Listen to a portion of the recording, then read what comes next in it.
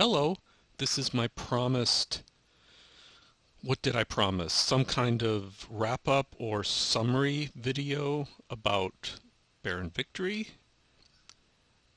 I've been playing this for several months now, and I thought anyone who had the patience to watch,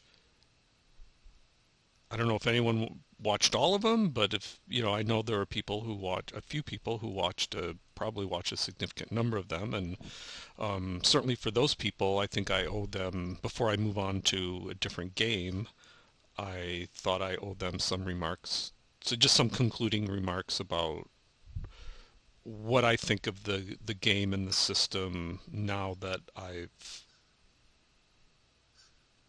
played a bunch of, obviously uh, had a yet another chance to play it and get again really familiar with the system rules. It's not the first time I've kind of been in the state where I currently am, but I think each time I do it, I think I understand the system a little bit better. And it's certainly been a different kind of experience for me talking through it as I play it. Uh, Sometimes I think it helps me like crystallize my thought process, but I'm sure at other times this was probably evident to the people watching. I think I may have confused myself at times too, trying to both like think about the game and think about the rules and also try to say something clear about it at the same time. First thing I'd like to say is I'm dedicating the entire playthrough to the YouTuber Callendale uh, for a couple of reasons. One is that the first Wargame videos on YouTube I saw are, were his. Uh, Everything else came after that. And also because his, I wanted to make the same kind of playthrough videos as he makes, and which is what I tried to do in both of the series of Barren Victory playthroughs that I did. Of course, something I wanted to do different from him is that he does his with some kind of, he plays with a physical copy of the game and uses a video camera, and because of that, at least I have a very hard time following what the actual gameplay is in his videos. And so I was inspired by another video YouTuber. I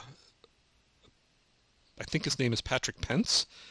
His channel is Patrick's Tactical and Tutorials, or something very close to that. It'll be easy to find on YouTube. And he is continuing to make an excellent series of playthrough videos of, among other things, the series Great Campaigns of the American Civil War.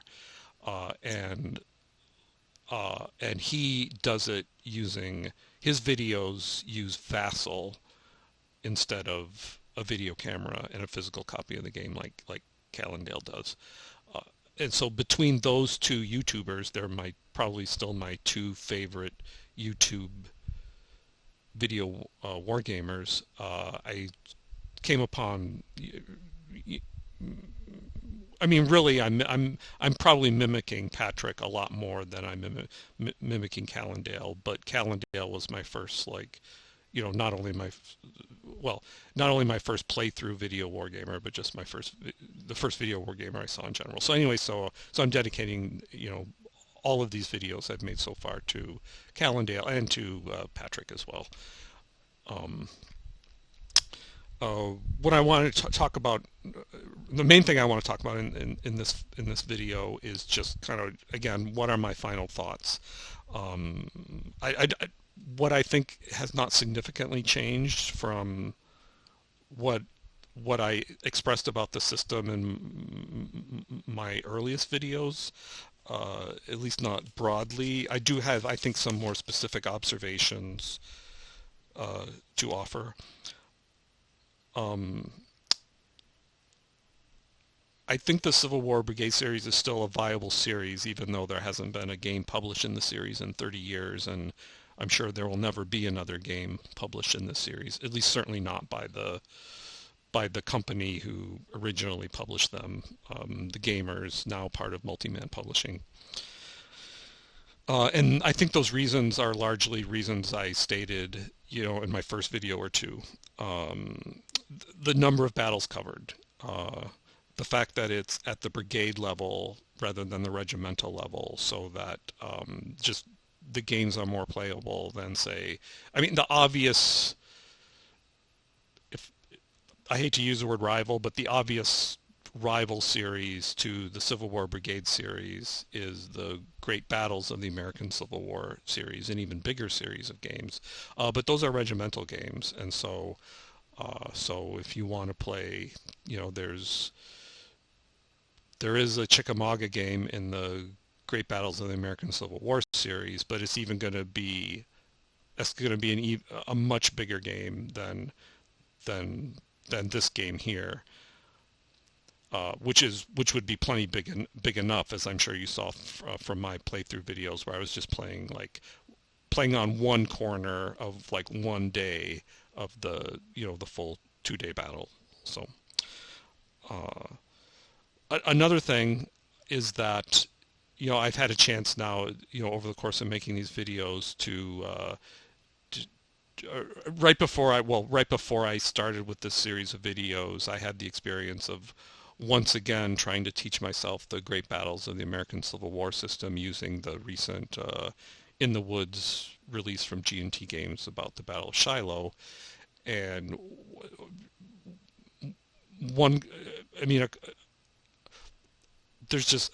I'm not saying that one system is better than the other. I think the game systems are trying to achieve different things, but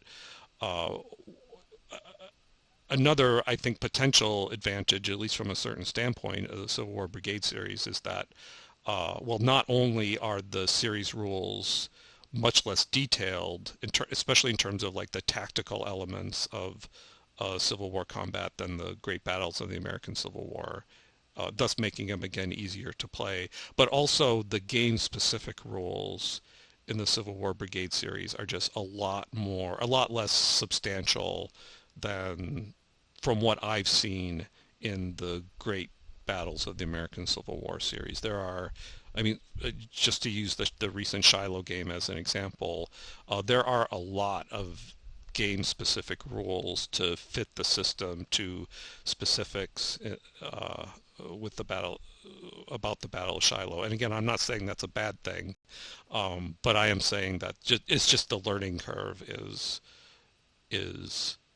just a lot less steep with the Civil War Brigade series. Having done these playthroughs, I feel like I've got a pretty good handle on the series rules, and it gave this playthrough gave me a chance to do even more annotation on kind of the permanent copy of the most recent 3.2 series rules for the Civil War Brigade series. I've annotated it even better, and I'm going to do some more annotations and staple them, I'm going to write down even more things and staple them to my copy and keep hold of that copy. I feel like I'm in really good shape now to play. I could just go and play any game in the Civil War Brigade series and and just get off to a really fast start, just because, like I said, I think right now I've got a really good understanding of the series rules, and this can be important, again, the game-specific rules are really minimal in this series, so there's really not a lot. Once you have a good understanding of the series, there really aren't a lot of impediments for you to get an individual game on the table or upload it in Vassal and just get right into it. In terms of just like knowing what the specific game rules are. I think the most, and maybe just a final thing is that, and this might be a touchy subject, is that not all, but almost all of the Civil War Brigade series is on Vassal.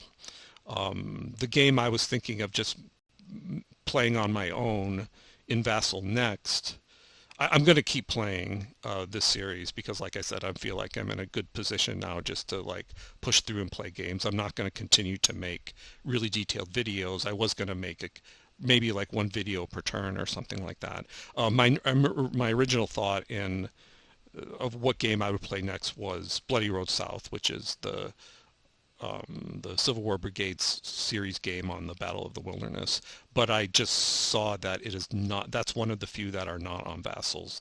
So on Vassal. So instead, I have a physical copy of the game, but I'm not willing to try to film it on film me playing it on my iPhone I, or something like that. I'm just not willing to do that. I don't think I would do a good job of that, if not for any other reason. So I think what I'm going to do instead is I'm going to do another one that I've never played before at all. Is the second Manassas.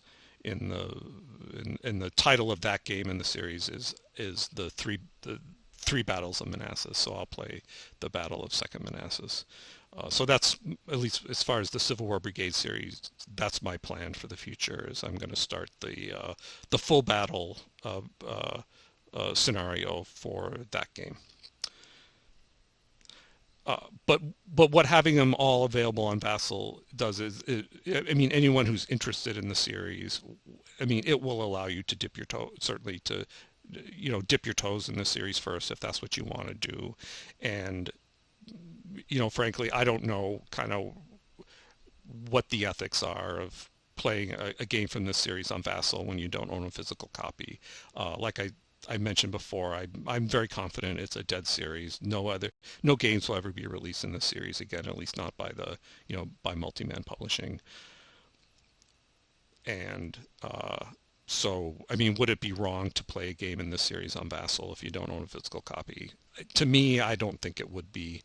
Um, Me, especially because it's not as if the alternative is to either say, play Barren Victory on Vassal without a physical copy, or if you don't do that, go buy a game from Multiman Publishing on a completely different topic. That's not obviously not the relevant, like, contrasting behavior. So in other words, I don't think you're like cheating Multiman out of any money by playing Barren Victory on Vassal if you don't own a physical copy. I've collected physical copies of all the games except Perryville and uh, Murfreesboro and Franklin. Those are the three that I don't own, and I haven't played those on Vassal either. Uh, and I don't have a strong desire to, just because I've got so much already. But if I did like suddenly feel a strong urge to play Perryville in this series, I would not. I personally would not feel guilty about it because, like I said, I got all my physical copies of the game through the secondhand market. So I continue to think that the most distinctive thing about the Civil War Brigade series, compared to other systems, and the two systems I've been thinking about, and thinking about what I was going to say in this video, um, the two alternative systems that I'm the most familiar with in terms of just either like reading the rules. And just in terms of reading the rules, that would be, as I mentioned, the great battles in the American Civil War, or for not only reading the rules but actually playing, it would be the blind sword system. I've owned and played several games in the blind sword system, and I really like that system a lot. And I'm sure that if I could just like get up to speed on the great battles of the American Civil War system, and if somebody could wave a magic wand and make me adept at that series and understand it well, then I'm sure I would really enjoy it too.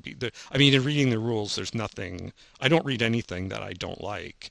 It's just a question of putting it all together so that you can actually enjoy playing the game without just being totally consumed by checking the rule book at all times. So that's where I am with the Great Battles of the American Civil War series. I could force myself to set up a scenario and play it, but it would be to play it accurately according to the rules as stated. It would be an ordeal for me, just because just I don't have anything at my fingertips. And well, I would really benefit from playing it in person with someone who, has a good understanding of it. That would help me a lot. But anyways, uh, but in comparison to those two series, I think what makes the Civil War Brigade series distinctive is, I mean, what people will say is that the Civil War Brigade series has written orders.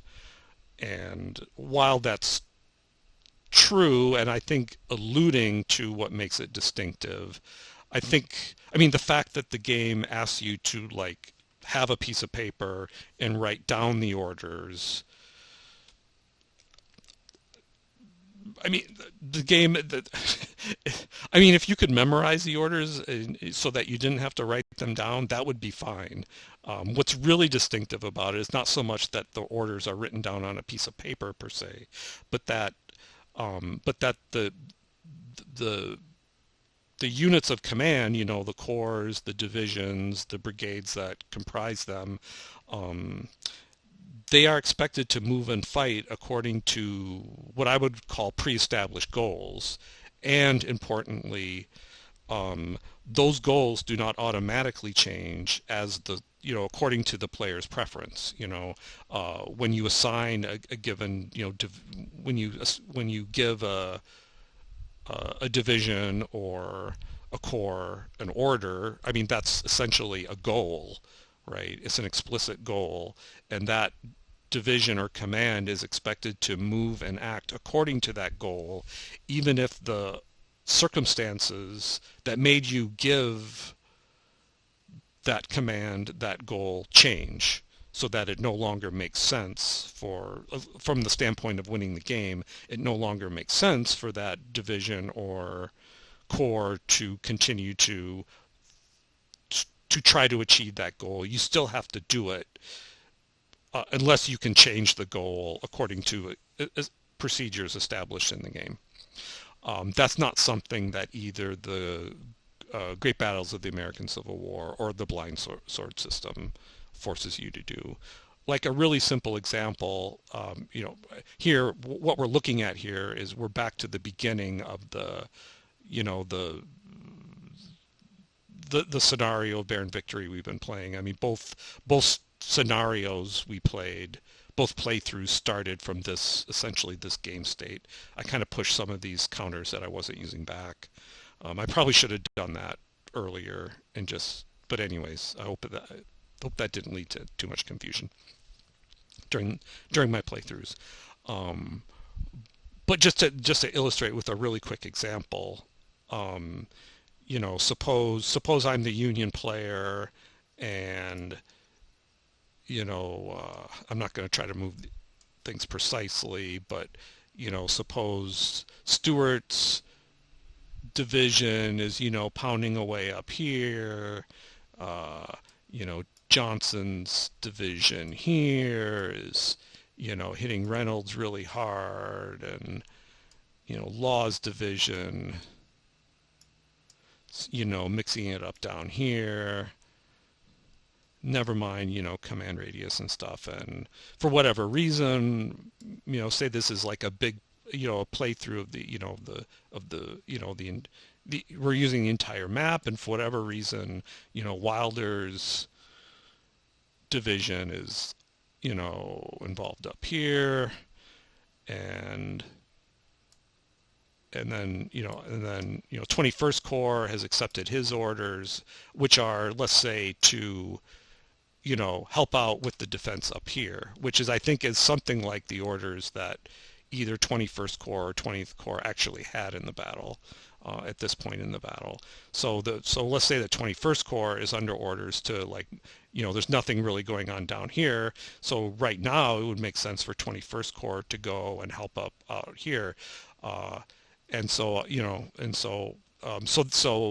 on my last turn, as the Union player, I marched up here and, stopped here. But then during the subsequent Confederate turn, suddenly, Preston's division started the turn down here, and up to this point it hadn't been moving.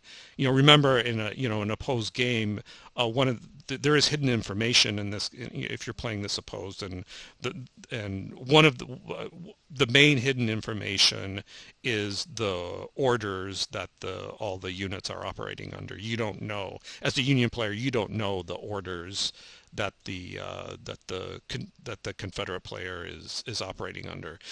So up to now, up to the your previous turn, Preston's division has just been sitting there doing nothing, but suddenly on the last turn, Preston's division moves up here. So now you know that Preston's division has activated its orders and is headed somewhere, right? You don't know where, you don't know what their orders are. But now suddenly, now it's your turn. Now suddenly, what you'd really want to do, I mean, I think this is just really almost self-evident, is right now you'd really like 21st Corps to like hold the line here and and stop Preston from doing whatever Preston's going to be doing. But however, in the now, and you could in a system like Blind Swords or the Great Campaigns of the American Civil War, Great Battles of the American Civil War, you would be allowed to do that. There's nothing in those systems that forces you to say, well, I was going to march these units up here, but now I'm going to march them this direction. Now there are hurdles towards getting your units to do what you want them to do in those two other systems, but they're not at this level. They're not at the level of, do I want the units to do their fighting up here, or do I want the units to do their fighting down here? The impediments in those two other systems are more along the lines of, okay, can I get them out of march action and into an advance? And now that I'm in sort of advanced status, can I get them into attack mode to actually, to launch an attack if that's what I want them to do? That's the friction, as it were, that those two other systems focus on. Civil War Brigade series doesn't have those two elements of friction at all. Its friction is, as it were, its friction, command control friction comes at the level of, do I have to keep marching these units up here when that was my original plan, or am I allowed to divert them to meet this new threat? The only way for me to, in Civil War Brigade series, the only way for me to change that order and allow 21st Corps to engage Preston instead of continuing to march north on the Lafayette Road is to, well, you can, as I've discussed in the playthrough, you can either roll for initiative on Crittenden, or Rosencrantz can generate a new order and send it to Crittenden. Those are your two options. Neither of which is likely to happen very soon, given Crittenden's command rating of 1. To get initiative, for Crittenden to get initiative and change his order himself to allow him to defend this portion of the battlefield instead of continuing to march north. If I'm remembering right, Crittenden would have to roll a 2 or a 3 on a 2d6 to get that initiative, given his command rating, which is obviously very unlikely. So the likely, in the Civil War Brigade series, the likely way this plays out is 21st Corps continues to march north, even though Preston's division is now on the move. And so obviously the Confederate Army has a problem that it needs to address. So for me, that is the essence of the difference between the Civil War Brigade series and its alternative systems. A related factor, another difference that's related to that is the fact that in the Civil War, that judgment is often called for in the Civil War Brigade system about, you've got a given goal, that you wrote 3 turns ago, like how much latitude does that order give you? You have to, sometimes that requires judgment. I'm not going to go into a specific example, but that's related to the basic difference I discussed a few moments ago. Of course, what I just mentioned is somewhat mitigated by the fact that, of course, you write your own orders. It's not as if, except I guess at the beginning of a scenario where you may be starting the scenario with some orders already written. But aside from that, you as the player write the orders for your army. It's not, the orders are not imposed on you from without. But nevertheless, circumstances can change so that, sometimes, I mean, and there were times in the playthrough where I don't remember to the extent I emphasized this in what I said, but well, there were definitely times, because these videos were, the videos I made were obviously made over a long period of time, a few months. There were times where I looked back at the orders that I'd written like a month ago and thought, okay, why exactly did I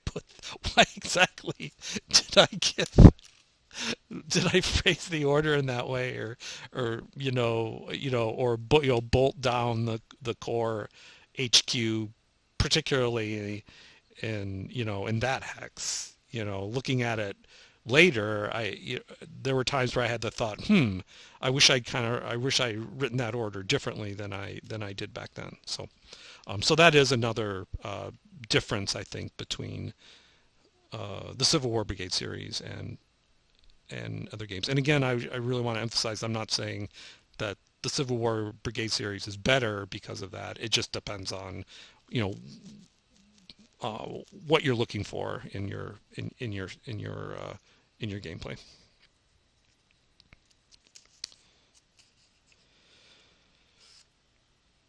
Now let's discuss some questions that might arise, perhaps peculiarities that people, maybe who weren't familiar with the system but watch my videos might, or questions they might have about the system. I think the main one, and this would definitely be raised by my first playthrough, not the Bragg's Fantasy scenario, but the first one where, if you watch that, I'm sure you remember that First Corps and Preston's division did not activate. They weren't ever able to activate their orders during the playthrough. Someone might ask, well, what's up with that? Why do corps and divisions in this series wait so long before accepting their orders and moving?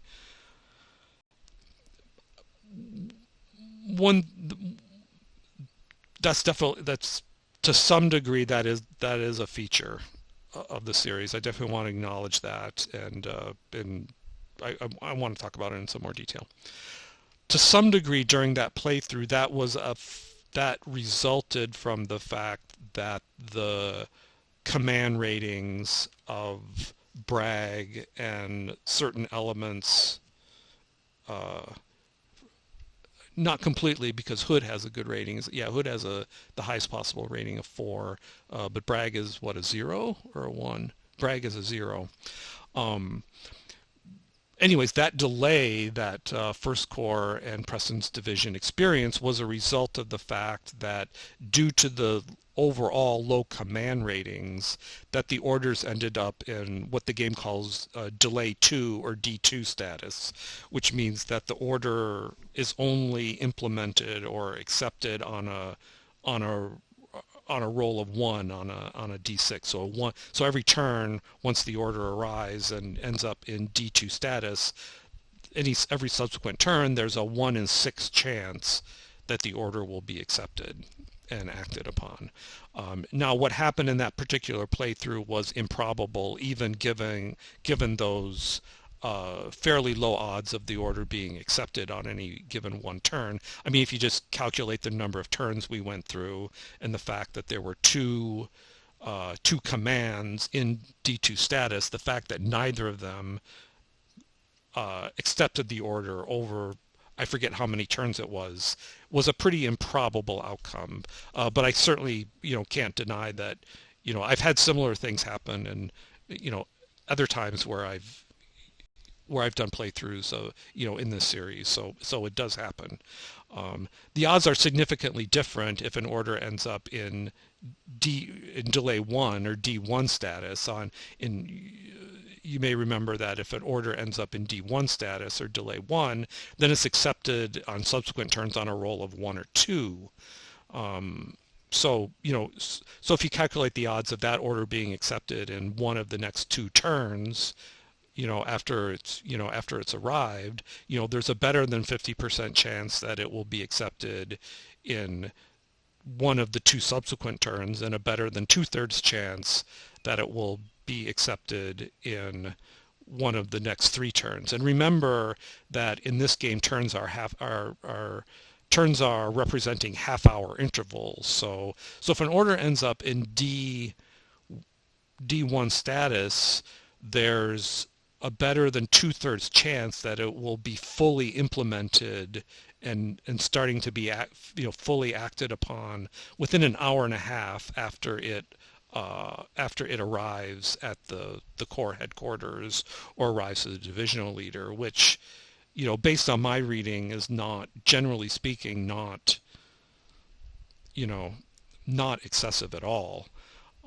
Another thing to remember, and I think sometimes the way the designer Dean Essig talks about the series, I mean, when he talks about, he talks about, delay status in terms of, at least when he does talk about it, he most often does, I want to admit, does speak about it in terms of like leaders deciding to accept their orders. But I have found, discussions by him and like, I think in like, designer remarks and things like that, where I think he gives a better understanding of like what it is he's trying to model with the whole order delay status. It's not just that the leader receiving the order is deciding whether to accept it or not. There's also the fact that, a given corps or a given division may be in like different states of, organization, and, they may not be like organized, into their, just on the ground, just organized into their, they may not be ready to march right away. And, there's like all sorts of things can actually happen on the ground that contribute to, besides the commander of the command in question, mentally deciding to accept the order. I mean, that can happen, and there'll still be a lot of impediments involving that command before that command is actually, actively marching and implementing the order that it received. And I think the delay system is meant to be representing all of those things, not just the commander of the command in question making the mental decision whether to accept the order or not. I don't think, if it takes several turns for the order to be accepted, I don't think we're supposed to be imagining that the commander is just like sitting on a chair whittling or something, thinking to himself for 2 hours, do I act on this order or not? I mean, that may be part of it, but I think there's other things going in that may go into that the game system is trying to represent as well. I mean, as I was doing this playthrough, I did some reading about the Battle of Chickamauga, and I remember reading at one point, I think in this very portion of the battle here, I forget which Confederate command it was, but the Confederate commander got an order in the early morning to advance, but his command had just like marched all night, and they had literally just started to make breakfast, and the commander said, hey, I'm not moving until we've eaten breakfast. And that's what he did. He just, there was just, I forget how much time it took, but that unit did not move until, that command did not move until it had eaten and was good and ready to start moving. So and when you read about these battles, that kind of thing happens all the time. So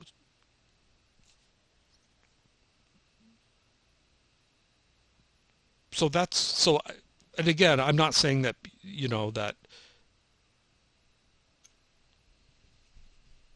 that one should like the system because of this, or if that I totally understand that, generally speaking, when you're playing a game of any kind, of course, a game with pieces, the sort of the whole point is to be making things happen with the pieces and, having the game state evolve. And from that perspective, it can feel weird for, an entire, if you're playing a Civil War game, for an entire core just to sit there for multiple game turns and do nothing. But, uh, but I think and if somebody says, well, that's just not the kind of game I want to play, then I mean, I certainly would not say that they ought to have a different opinion or something like that. But I think it would be, I don't think it would be accurate to say that, that the game is making, unrealistic assumptions about how long it would take just like a person to decide whether to accept an order or not. I think the game is trying to represent more than just that in its delay system.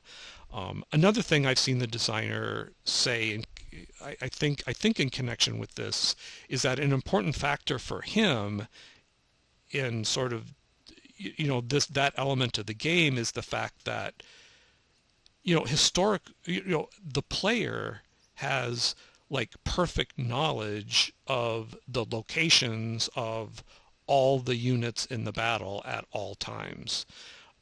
And of course, that is absolutely not the case for the leaders in the actual battle. And the first day of Chickamauga is maybe like the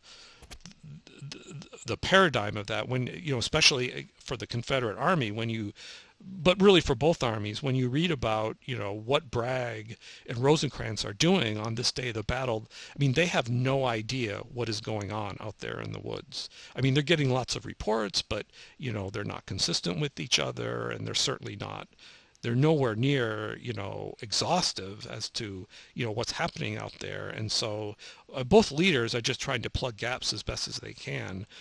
They don't have anything like an understanding of the distribution of forces that we people playing Barren Victory have. And I think the designer is really aware of that, and he tries to build friction into his games to compensate for that fact.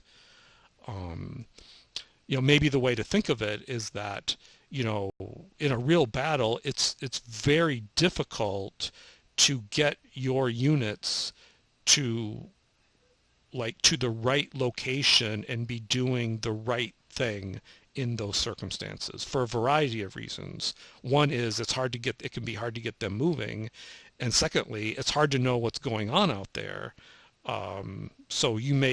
So even if you are able to get them moving, they may end up going to the wrong location because you, as the army commander, didn't have a good understanding of where the enemy was. So it's very hard to get the army to where it actually needs to be in a real battle. Now, of course, but in the game, it's very easy to know where the enemy is. And so I think to compensate for that, the designer tries to build friction into the whole process of getting the army moving and to the location of where it needs to be based on your perfect knowledge of where the enemy is at all times. So I think that's another important consideration in just kind of thinking about the challenges that the game puts on you as a player in terms of getting your units moving and in the location where they actually need to be to help you win the battle.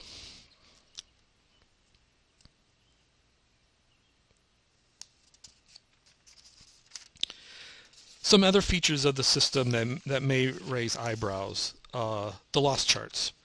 As I mentioned, I first saw my first wargame videos were watching Callendale do wargame playthroughs, and some of the first videos I saw of him were playing this series, the Civil War Brigade series. And I think I mentioned before that that's how I found out about this series, was through watching Callendale videos. And so I pretty quickly saw that that the losses were not that you kept track of losses on it, like a separate piece of paper, like a piece of paper not uh, not like attached to the game board. And when I saw that, I thought that was just crazy. I thought, well, there's no way I would do that. I'm not playing a game where, I have to keep track of all this information on a piece of paper that's separate from the game board. That's just too much to ask. And it's something, when I decided to at least change my mind and say, I am going to start. I do want to. Callendale always talks up, Thunder at the Crossroads, the series game about the Battle of Gettysburg, and at a certain point, I decided to splurge a bit and get that game.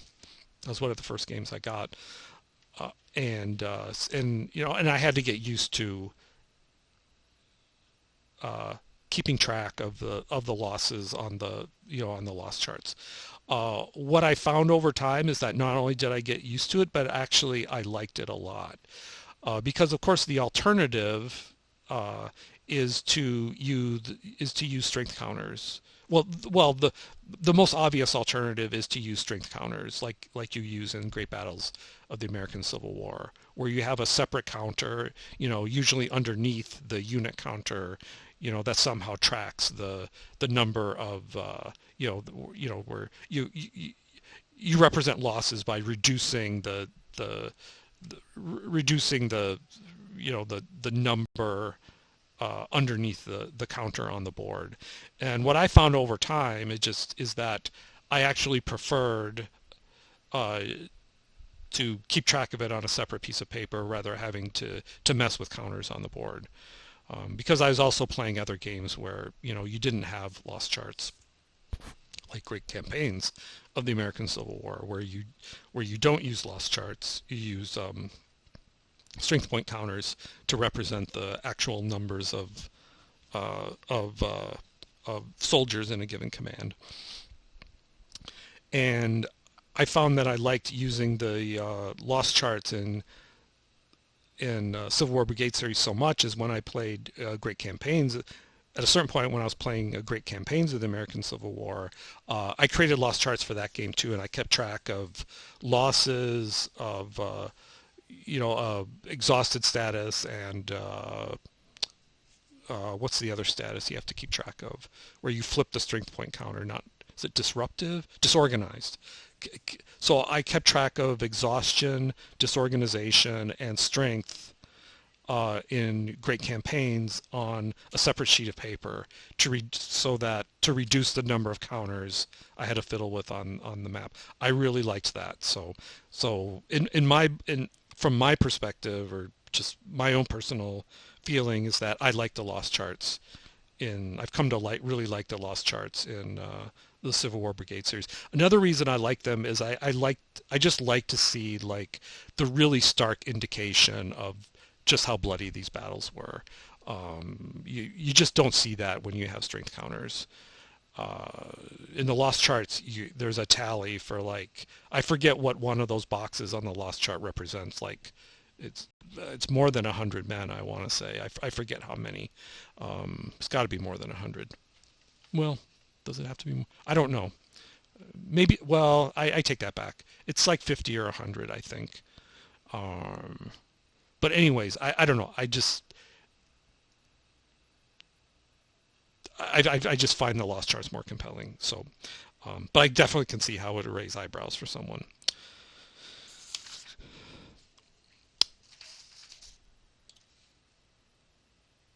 Another thing is that, and this did, I'm reminded of this every time I play the series, is that how difficult it is to, as an attacker, to force the defender to retreat when the defending infantry is stacked with artillery.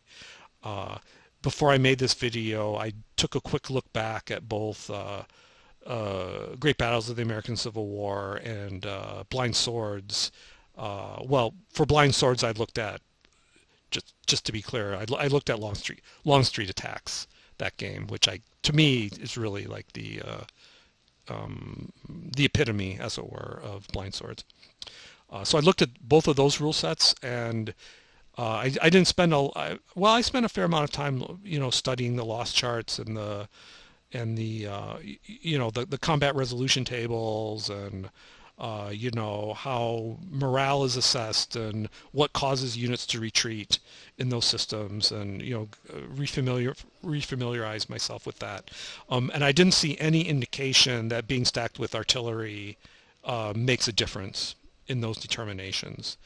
Not directly, but of course, of course, having artillery in a hex increases its amount of firepower, and of course that can have, an indirect effect on whether it ends up retreating or not.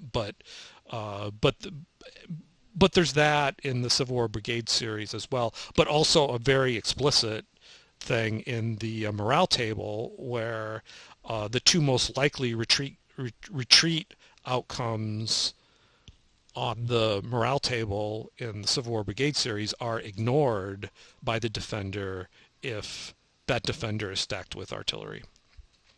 There's nothing like that in the other two systems. And I also looked at the kind of the successor system to Civil War Brigade series, the Line of Battle series, also created by D. Nessig, and which I've played less of.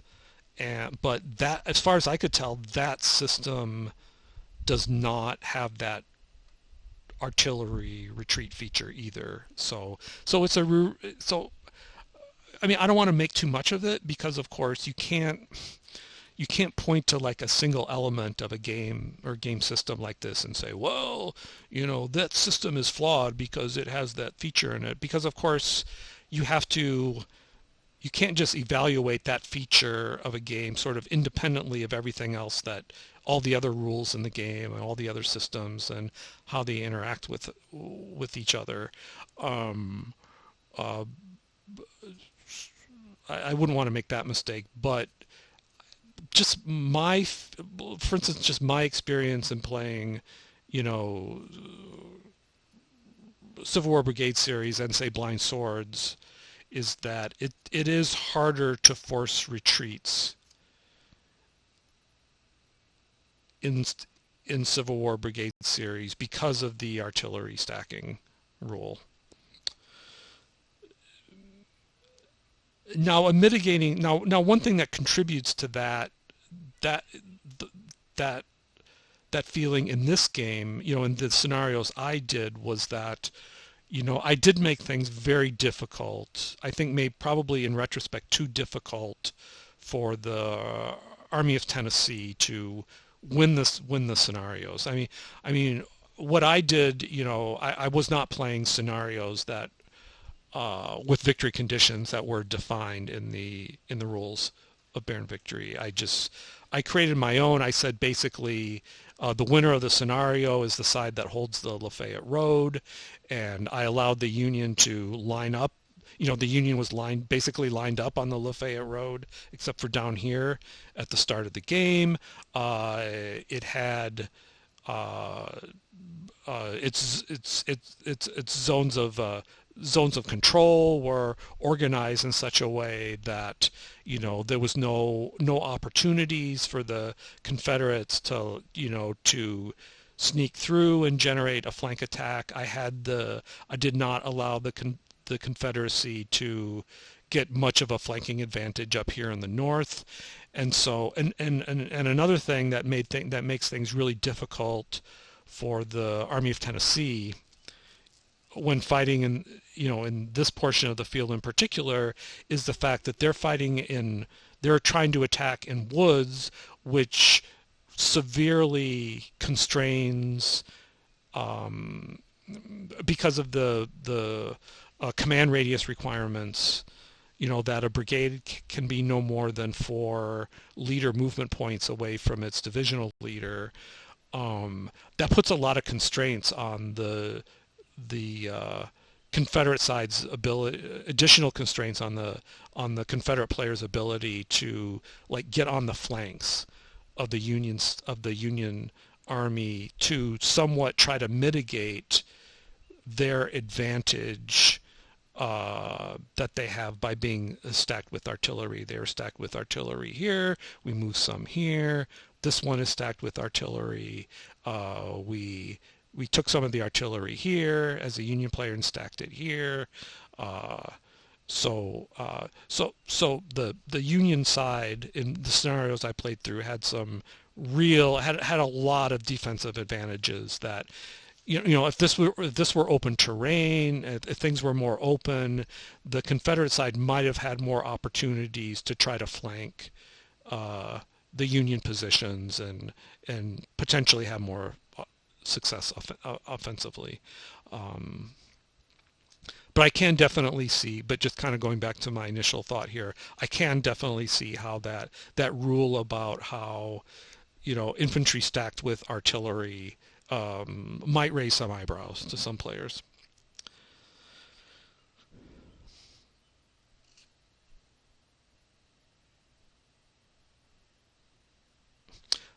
Another thing, that I definitely noticed in this playthrough, and I've noticed it before, but of course playing it through again reminded me of this, is that, and again, this might raise eyebrows, is that in close combat, remember in close combat you assess losses by both sides first and then roll for morale separately.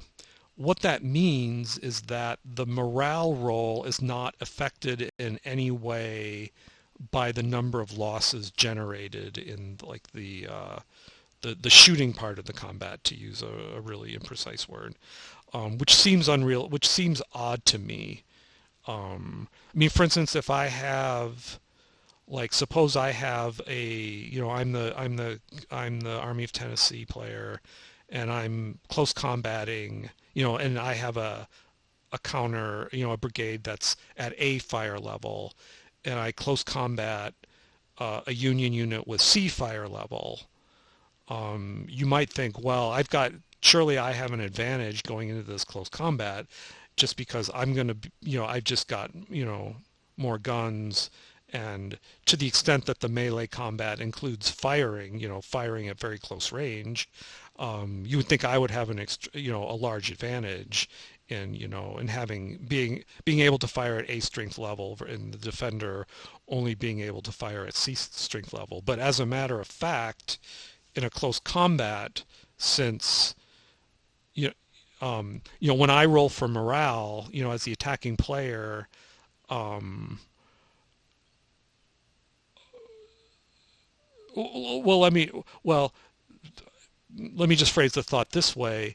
When I roll for morale, after we've done the fire combat and, assess losses, then first I'm going to roll for morale, uh, going down 6 rows on the table.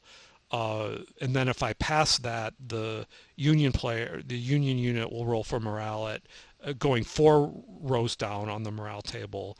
I mean, notice that that's a constant, completely unaffected by the fact that the attacking unit is at A fire level and the defending unit is at C fire level. It's like the relative sizes of the units only come into play. They do come into play at a certain point. I definitely need to concede that. If both sides survive their morale rolls and are not forced to retreat, then at that point that A advantage versus C advantage does come into play. Um, but but it is really hard for that attacking close combat unit to not have to retreat as a result of its morale roll, where you're going down 6 rows on the table. It's hard to not have to retreat out of that. So in a great number of close combats in games in this series, what you'll see is that the attacking close combat player has to retreat, even though they may have carried into that close combat a significant, like, numerical and strength advantage into the combat. And again, I'm not anywhere near the kind of expert you would have to be in order to assess the realism of that. But I could definitely see how it could, like I've been saying, raise eyebrows. Um, uh, of a player, who's learning the system.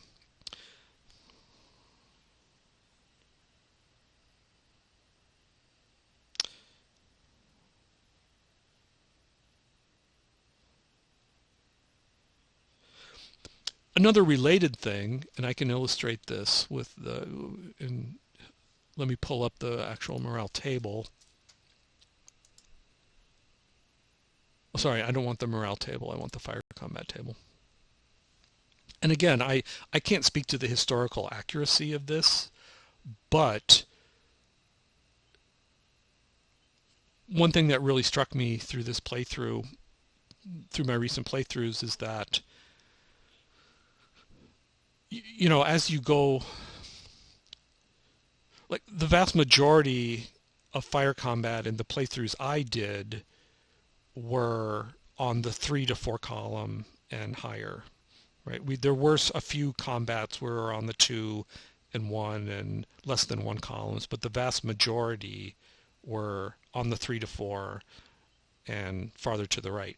Now, again, I want to say that I think one of the reasons why that is because so much of this battle is fought in the woods. When you have battles in the clear, in my experience, Gettysburg, I want to say Gaines Mills, where you have a lot more fighting in the clear, it's a lot easier for brigades to extend. Defenders want to extend to cover more of a line so they don't get flanked, and then attackers want to extend so they try to get on the flanks.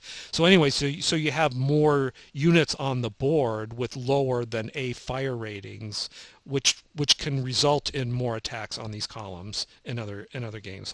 So I definitely want to acknowledge that. But anyways, I mean, what stood out to me in this game is that even if you're rolling on the 3 to 4 column, notice that there's always a morale test. First of all, right? Like even if you roll a 2 or 3, the defender still has to check morale. And they're checking morale. I mean, and it's only softer by just going one row up the morale table. So if you're firing, at say a 3 to 4 strength level at a unit with C morale rating, and you get a 2 or 3, you still have to check morale, but the only penalty really is you're going up one row when you're checking morale, because that's what that -1 on the fire point on the fire combat table is representing. But the other thing to notice is that, aside from that, like getting higher die rolls and like firing with more strength points into the hex does not increase the severity of the morale check. So in other words, like, let's say, I've got, here's 1A. Let's say these are both A's, A fire level. So if I attack with just this one, then I'd be rolling on this table. But if I fire with both of them, then that's 2 4s or an 8, so I'm rolling on this one. Well, obviously the losses are potentially higher on this column than this one. But notice the morale check, except for these 2 rows here, is not more severe, right? The morale check is exactly the same if I roll like a 6 here versus a 6 on this versus like a really high roll on this 7 to 8 column. The morale check is exactly the same, and I could definitely see how that would raise eyebrows too. And again, I'm not saying it's ahistorical. I don't know, exactly how all this played out in reality, but just intuitively, it seems like, just as there's like I can definitely see how someone might say, well, look, just as there's like morale checks like -1 or -2 as you go down, shouldn't there be like morale rolls that are like +1, +2, where, if you're starting at C, you're getting forced farther and farther down the table as you're bringing more fire to bear on that defender. Again, I could certainly, I would certainly would not think twice about it if that's how the fire table were actually, uh, how it actually worked. And so I can definitely see eyebrow. Again, I keep saying this, but I could see how that would seem odd to someone, and it seems a little odd to me.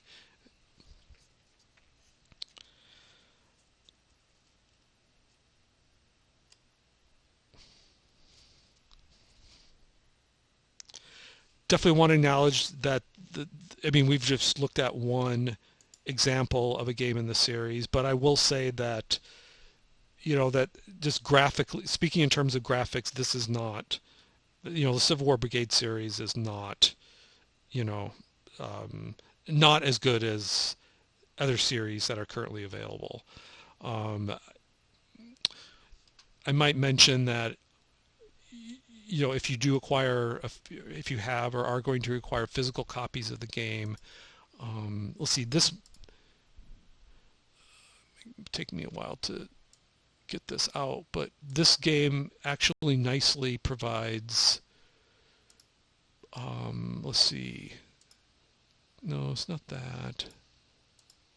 Oh, this here. It actually provides there's like older style counters and newer style counters, and I actually like the older ones better, and I'll explain why.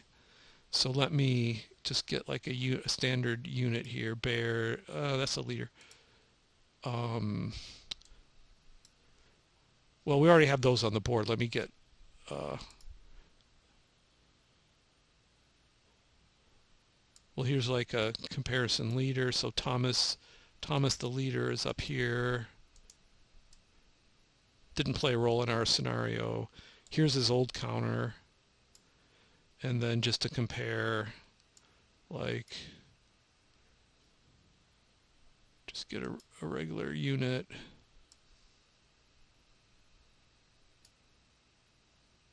Just get him next to it there. Let me just rotate him.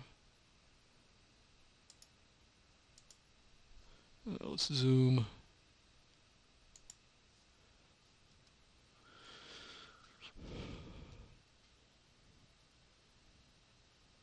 So I find this easier to read than this. I just do. I don't like how there's like a symbol like competing with the letters and numerals here, like for visibility. I just find this easier to read. And same goes here. I don't. You probably saw me struggle with this during the playthroughs. Look at this here.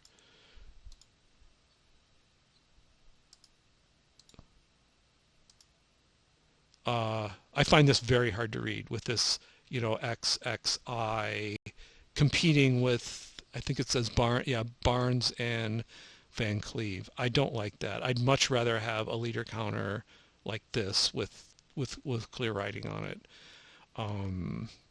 Now in this, I'm not just to like express my feelings about it.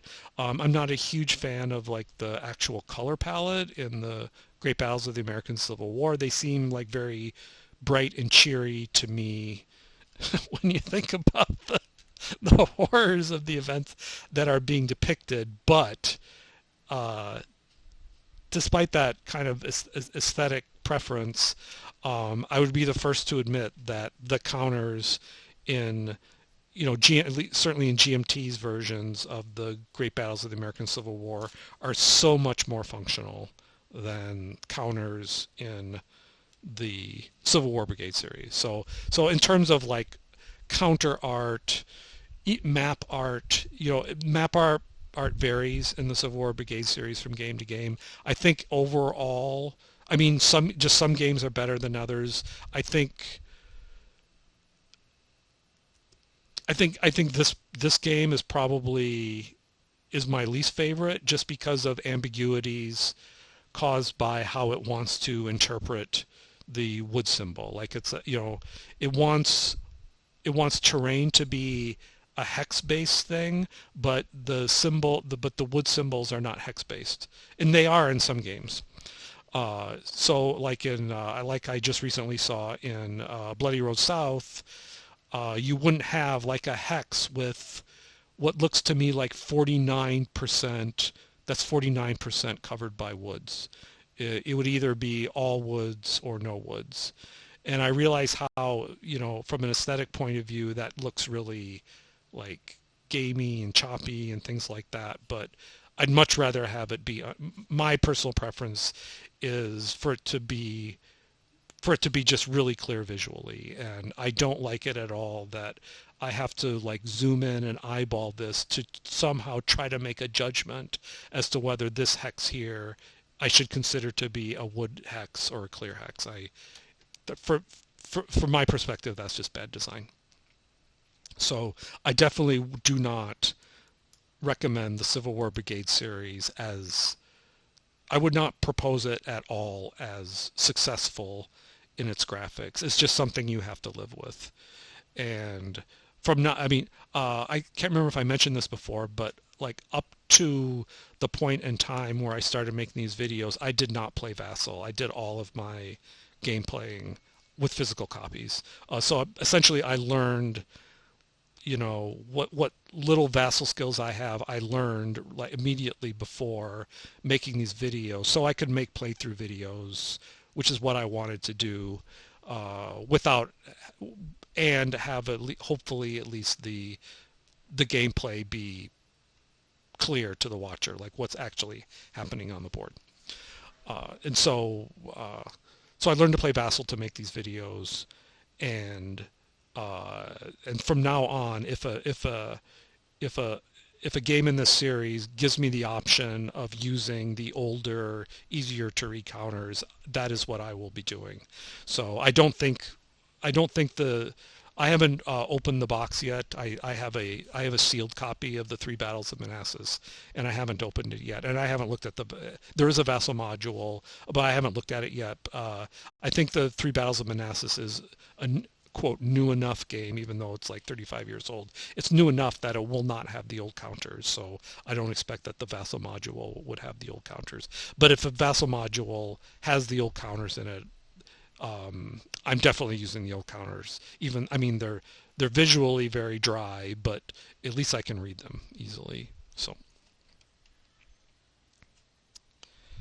and just this video is going long, but the last thing I want to say about things that may raise eyebrows. It's something I discussed earlier.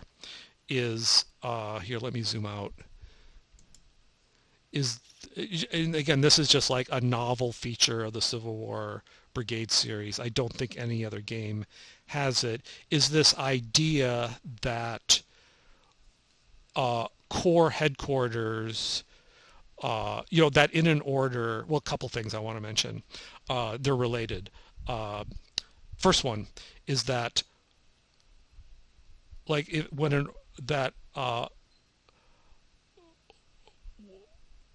a corps, as it were, arrives at its destination, the destination stated, in its order, that the corps headquarters is expected to, as in the game rules uses this term, is expected to bolt itself to a specific hex, and once it's there, it cannot move from that hex until the corps receives new orders to move. That's the way the rule works. And for divisional orders, that same rule applies to the division commander. So Stuart's, things are all messed up now, but Stuart's division was a good example of that. I hope I was consistent in my playthrough. I might not have been. I wish there are not markers in the game, unfortunately, that say like bolted down. I wish there were markers in there. When I've played on physical copies of the game, I have actually done that.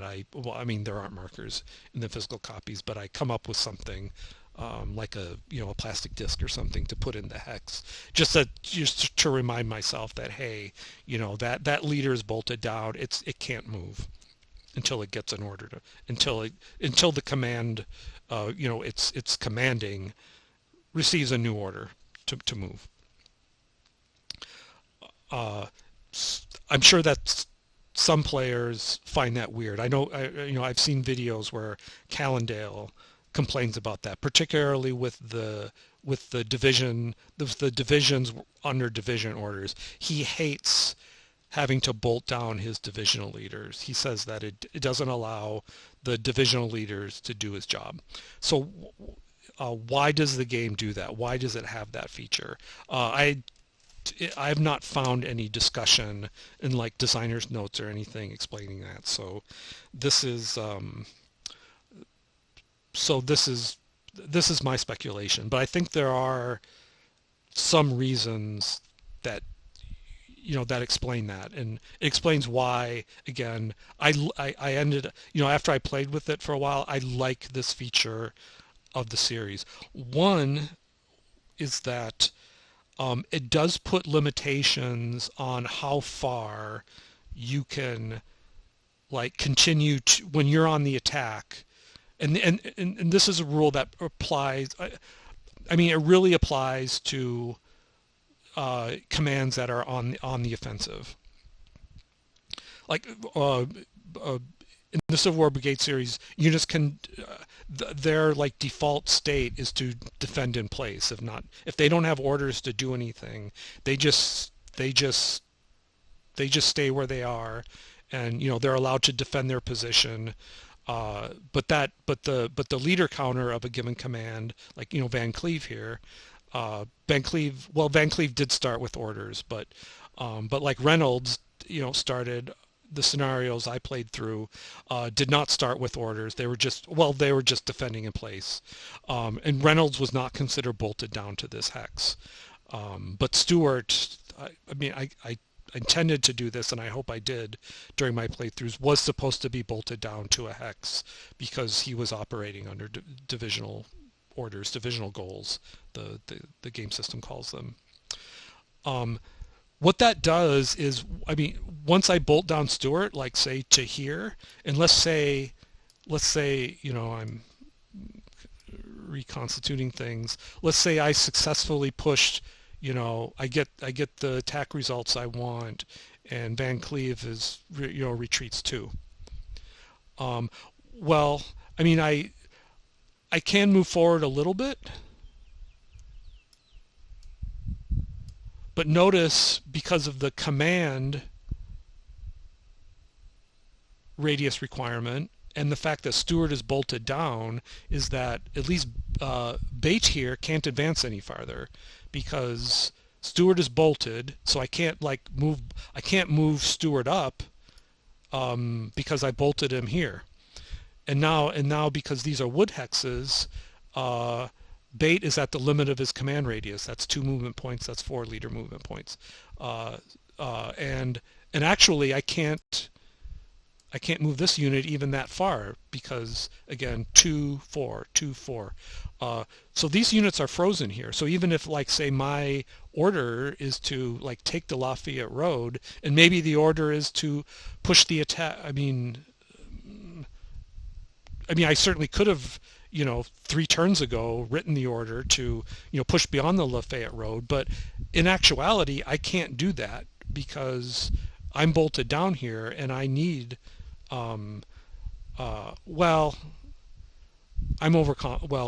let's just say that my order was to take the Lafayette Road, just to keep things really simple. There's always an element of judgment in these rules, so, and your decisions about whether to bolt down are either, well, this gets into another thing. They can either be explicitly stated in the order, which I try to do during my playthroughs because the game's, at least in certain parts of the rules of the game, it suggests that you should, or either that, or you have to make a judgment call about where it makes sense to bolt it down, relative to the orders. But you are expected to like bolt it down like before, like at the beginning of the attack, as it were. Like, so when your units are actually attacking the enemy, at that point your corps headquarters or your divisional leader, depending again on whether the order applies to the corps or to the division, either the headquarters or the divisional leader should at that point be bolted down. That's what the game intends you to do, no matter how you get there, like no matter whether it's written in the order or not. So once I bolted him down here, I'm not allowed to advance anymore. I've got to give, I as the Confederate player, or me, wearing my brag hat, however you want to think about it, or my, Stewart is part of Buckner's Corps, so, maybe it's Buckner issuing the order, using initiative, but whatever, however the order is going to be issued, it could be Stewart rolling for initiative, but however, Stewart has to get a new order to advance further before he can do that. So, long story short, that feature of the game that requires Corps headquarters or divisional leaders to be bolted down, at the point of attack, as it were, does put limitations on just how far and how quickly you can push your units in attack. It is a limiting factor. And again, as a game player, you may or may not like that, but that's one thing that having that feature in the game accomplishes.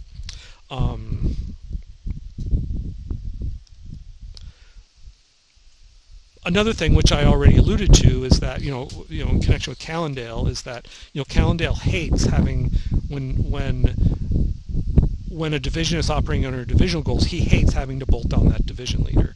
Another thing, excuse me, that this accomplishes is that it does make it harder to do what you want to do if you're relying on, as a player, relying on using divisional goals rather than, following the standard command structure and issuing orders to your corps leaders. Because if you, again, as I mentioned, as I've been discussing, if you issue the order to the corps, then there's no requirement that the division leaders be bolted down. The only requirement is that they accompany that they occupy the same hex, excuse me, as one of their brigades. So again, without going into too much, it does serve as a disinclination to operate offensively with divisional orders, because it does because the rule that the divisional leader has to be bolted down does indeed make it harder, especially to really press an attack and really gain an advantage. It would be easier to do that, assuming, of course, it's consistent with your orders to do so, if that divisional leader is bolted down.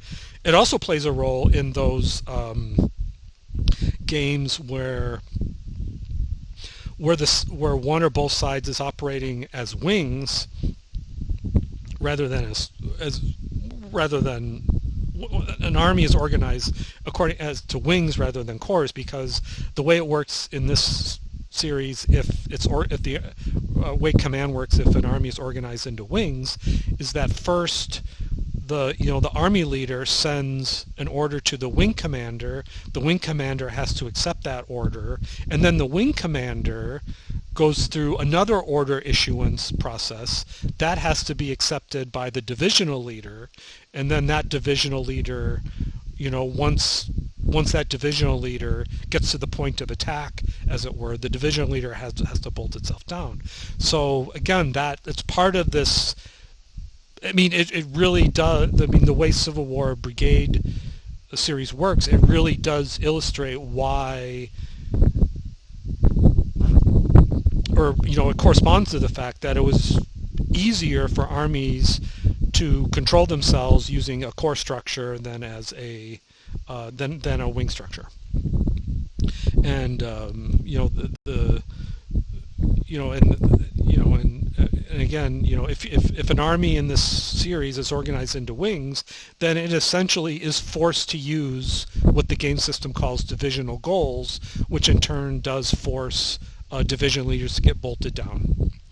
And then finally, the other thing that requiring headquarters and divisional leaders to be, one or the other to be bolted down, is that it gives a real target for the opposing side to go after, because and I think this happened in my first playthrough up here, in this portion of the field, if I remember right, I don't have all the counters up here now, but as I recall, Van Clee was able to not only resist Stuart's attack, but actually, reach, attack, and push back the units in the hex that contain that bolted down counter for Stuart.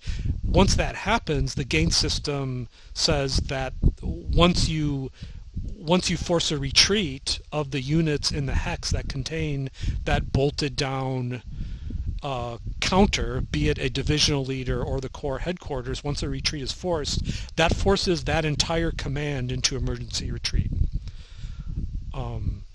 So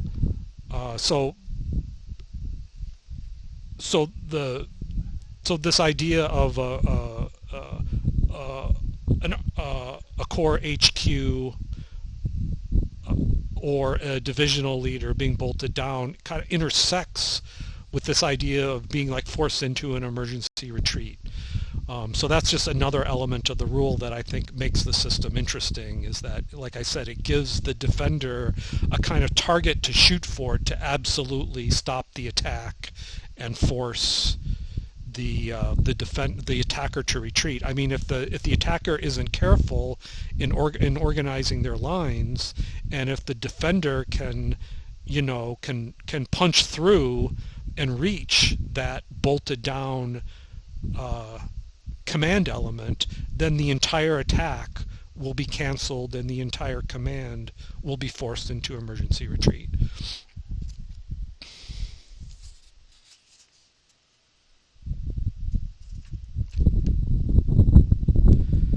There's some other things I could say, but I think I've said mainly what I want to say, so I am going to wrap up the video at this point. So again, I hope the people who watched enjoyed my playthroughs of the Civil War Brigade series. I got hardly anything in the way of comments in the video, so if anyone wants to engage with me on any element of the series or ask questions about the series, they can certainly do so in the comment section of the videos. I am going to continue making videos. The next set of videos I'm going to make are about a very different war game than this one, a game that's a lot smaller and with a really tight rule set, so it will be a big change from from what I've done so far. The one common element will be that I really like both games and both game systems, so that will be the common thread in both. So hopefully you'll keep watching my videos, and that will be it for today. Thanks for watching.